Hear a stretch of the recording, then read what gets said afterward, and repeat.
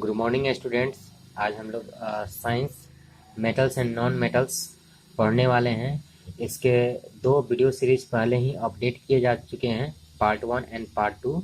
आज हम लोग पार्ट 3 इसका हम लोग देखने वाले हैं।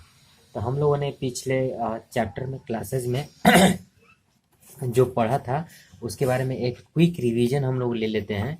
हम लोगों ने पिछले क्लासेस में मेटल्स नॉन मेटल्स के रिगार्डिंग पढ़ा था, उसके फिजिकल प्रॉपर्टीज़ के रिगार्डिंग पढ़ा था, केमिकल प्रॉपर्टीज़ के रिगार्डिंग हम लोगों ने पढ़ा था। उसके बाद वीडियो पार्ट 2 में हमने पढ़ा था reaction with water, reactivity series of metals, bases के साथ उसका रिएक्शन, डिस्प्लेसमेंट रिएक्शंस के बारे में हम लोगों ने पढ़ा था वगैरह। आप ये सब टॉपिक्स देख सकते हैं। और हमने लास्ट टॉपिक पढ़ा था यूजेज ऑफ मेटल्स के बारे में। यूजेज ऑफ मेटल्स हम लोगों ने ये टॉपिक्स हम लोगों ने पढ़ा था।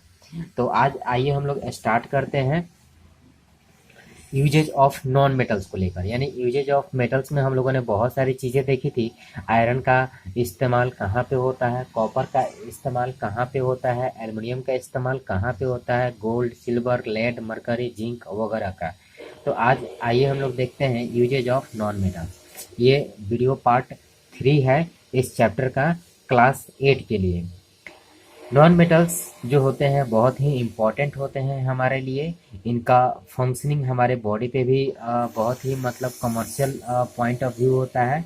तो आप देखिए, सबसे पहला जो नॉन मेटल है वो डायमंड है। डायमंड एक्चुअली वो प्योर कार्बन का बना होता है और इसका इस्तेमाल ज्वेलरी पर्पस के लिए इस्तेमाल करते हैं। तो आप लोगों ने सुना ही होगा डायमंड रिंग, डायमंड नेकलेस वगैरह। Due to their hardness diamonds are also used in cutting और ड्रिलिंग टूल्स। ध्यान दीजिएगा, डायमंड बहुत ही हार्डेस्ट पदार्थ है और इसीलिए इसका इस्तेमाल जो है कटिंग और ड्रिलिंग टूल्स में भी किया जाता है।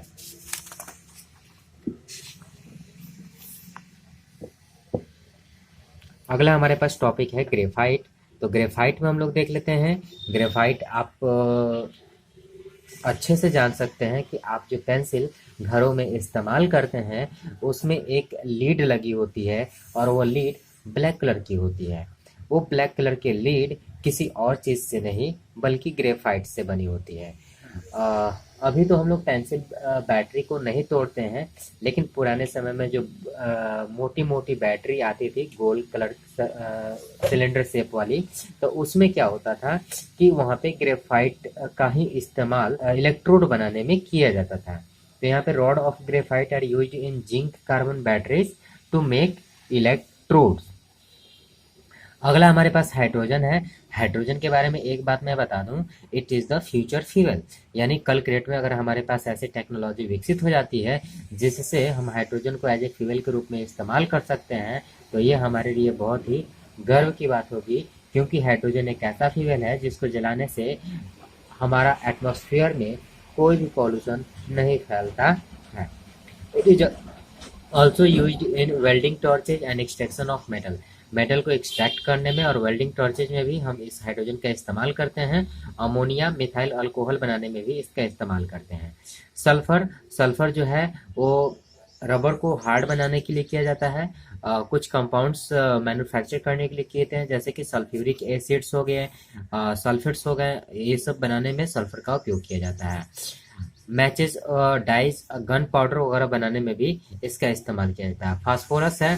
फास्फोरस आप जो घर में आप माचिस यूज करते हैं, इसे हम मैच स्टिक्स कहते हैं। उस मैच स्टिक्स पे जो लगा रहता है एक ब्राउन कलर का सब्सटेंस, वो एक्चुअली फास्फोरस होता है। और जब हम उसे किसी मतलब चीज़ से घर्षण करते हैं तो उसमें आग लग जाता है, यानी वो स्वयं जलने लगता है। इसका इस्तेमाल फास्फोरस का फर्टिलाइजर में भी किया जाता है, फायरवर्क्स में भी इसका इस्तेमाल किया जाता है। नाइट्रोजन की बात करते हैं। नाइट्रोजन जो है वो अमोनिया नाइट्रेट्स वगैरह बनाने में किया जाता है। एक और चीज़ मैं बता दूं, यहाँ पे तो नहीं लिखा हुआ है, जो भी दलहन पौधे होते हैं उसको लैग्यूमिनस प्लांट्स कहते हैं। और लैग्यूमिनस प्लांट्स के जड़ों में जो बैक्टीरिया होता है राइजोबियम, वो इस नाइट्रोजन को एटमॉस्फेयर से सिंथेसाइज करता है और वो दलहन पौधे इसका उपयोग करके प्रोटीन का फॉर्मेशन करते हैं। Nitrogen nitrogen is also use for packaging food items such as chips. Chips को जो भी कंपनियां बनाती हैं उनको पैकिंग करने के लिए नाइट्रोजन गैस उसमें पैक कर देती हैं। इससे क्या होता है कि उनका जो ऑक्सीडेशन प्रोसेस होता है काफ़ी स्लो हो जाता है और जिसके वजह से वह चिप्स जल्दी पैक के अंदर खराब नहीं होता है। अगला हमारे पास जो नॉन मेटल है ऑक्सीजन है। ऑक्सीजन आपको पता ही है हॉस्पिटल में बहुत ही ज़्यादा यूज होता है। वो पेशेंट जो कि सही से सांस नहीं ले पाते हैं उनके लिए ऑक्सीजन सिलेंडर का उपयोग किया जाता है। या वैसे पर्वतारोही माउंटेनियर्स भी इसका इस्तेमाल करते हैं, क्योंकि जैसे जैसे पर्वत के ऊपर चढ़ाई बढ़ती है ऑक्सीजन का लेवल में कमी आते रहता है और जिसके वजह से माउंटेनर्स ऑक्सीजन सिलेंडर कैरी करते हैं वहाँ पे सांस लेने के लिए। Deep sea drivers are breathing equipment. अब समुद्र के अंदर भी जाहिर सी बात है हम लोग पानी में सांस नहीं ले सकते हैं, तो समुद्र के अंदर अगर हम लोग सांस नहीं ले पाएंगे तो उस केसेस में हम वहाँ पे भी ऑक्सीजन सिलेंडर इस्तेमाल कर सकते हैं। It is use in manufacture of steel other chemical such as nitric hydrogen peroxide वगैरह बनाने में ऑक्सीजन का इस्तेमाल होता है। हमारे पास अब आइए अगला टॉपिक है क्रोजन, है ना। अगला हमारे पास टॉपिक है क्रोजन। तो क्रोजन एक ऐसा प्रोसेस है जो क्या करता है मेटल्स को खाने लगता है धीरे धीरे और एट लास्ट वो मेटल पूरी तरह से हमारे किसी काम का नहीं रहता है। तो क्रोजन एक्चुअली हमारे मेटल्स के साथ भी होता है और क्रोजन हमारे फूड के साथ भी होता है। तो क्रोजन एक्चुअली क्या है, तो corrosion is the process of oxidation. Corrosion एक ऑक्सीडेशन का प्रोसेस है जिसके जरिए कोई भी मेटल्स यदि ऑक्सीजन से रिएक्ट करता है तो वह ऑक्सीडाइज होता है और वह रस्ट होने लगता है, यानी उसके ऊपर एक लेयर आ जाती है और वो धीरे धीरे मतलब क्या करता है पूरी मेटल को खा जाता है। Rusting of iron which it's into the metal layer by layer, यानी एक लेयर पहले खत्म होगा फिर दूसरा लेयर फिर तीसरा लेयर ऐसे करके। Conversion of surface of copper into a greenish powder और turning the surface of silver ornaments into black. आपने चांदी के आभूषण वगैरह को देखा होगा, वो जल्द ही कुछ दिनों तक उनका उपयोग करने के बाद ब्लैक कलर के हो जाते हैं। या कॉपर की अगर जो भी चीज़ें आप रखे होंगे तो उनको भी कुछ दिनों तक अगर आप रखेंगे तो वो ग्रीनिश पाउडर में हो जाते हैं। All type example of corrosion metal, और ये जो एग्जाम्पल हमने देखा जैसे आयरन में ब्राउन कलर का ये जो लेयर पिक्चर में आपको दिखाया गया है आप देख सकते हैं अच्छे से। Rusting of iron is a troublesome and wasteful, however sometimes corrosion is useful. For example, a newly cut piece of aluminum corroded to form a layer of aluminum oxide on its surface। हाँ, corrosion हमारे लिए कहीं ना कहीं एक तरह से क्या बोलते हैं कि डिसएडवांटेज के रूप में नजर आता है, लेकिन एक और एडवांटेज यहाँ पे ये है कि अगर एल्युमिनियम मेटल को हमको रस्ट से बचाना होता है तो एल्युमिनियम ऑक्सीजन से रिएक्ट करके एल्युमिनियम ऑक्साइड का फॉर्मेशन करता है और उस केसेस में क्या होता है एल्युमिनियम ऑक्साइड जो फॉर्म होता है वो हमारे फर्दर एल्युमिनियम के क्रोड होने से बचाता है और this layer protects the aluminium from further corrosion.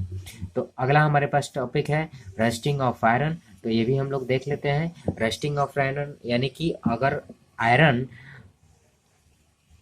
Oxygen से रिएक्ट करके ऑक्सीडाइज हो रहा है तो उस केसेस में क्या होता है उसका ऑक्सीडेशन होता है और जिसके वजह से उसके ऊपर एक ब्राउन कलर का लेयर आ जाता है। ये ब्राउन कलर का जो लेयर है वो एक्चुअली रस्ट कहलाता है और उसे हाइड्रेटेड आयरन ऑक्साइड्स कहते हैं। तो आज के लिए इतना ही, अगले वीडियो में हम लोग फिर मिलते हैं वीडियो पार्ट 4 में। और इसके लिए होमवर्क यही है कि आप यहाँ पे जो भी एग्जाम्पल्स एक्सरसाइज दिए गए हैं इनमें ए और बी आप यहाँ पे बना लेंगे और बनाने के बाद आप उसे डायरेक्टली व्हाट्सएप नंबर पे भेज सकते हैं जिससे मैं उसको चेक कर सकता हूँ। Okay, thank you guys.